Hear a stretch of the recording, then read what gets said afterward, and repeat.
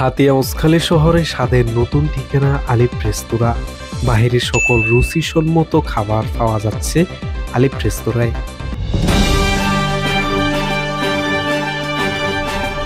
Hatiya new, সারা দেশের কথা সব সময়। হাতিয়াতে বেশ কয়েকটি হোটেল এবং রেস্টুরেন্টের মধ্যে আলিফ রেস্তোরাঁর পরিবেশ এবং স্বাদের দিক দিয়ে সেরা। হাতিয়া ওসখালী প্রধান সড়কের পূর্ব পাশে আলিফ রেস্তোরাঁ অবস্থিত।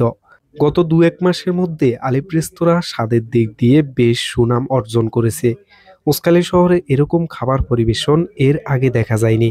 স্বাদের জগতে হাতিয়া দ্বীপে নতুনত্ব এনে দিয়েছে আলিফ রেস্তোরাঁ। আলিফ রেস্তোরাঁর ম্যানেজার শামীম মোর্শেদ ফিপলু জানান, আমরা হাতিয়ার বাইর থেকে দক্ষ বাবুর্চি নিয়ে এসেছি।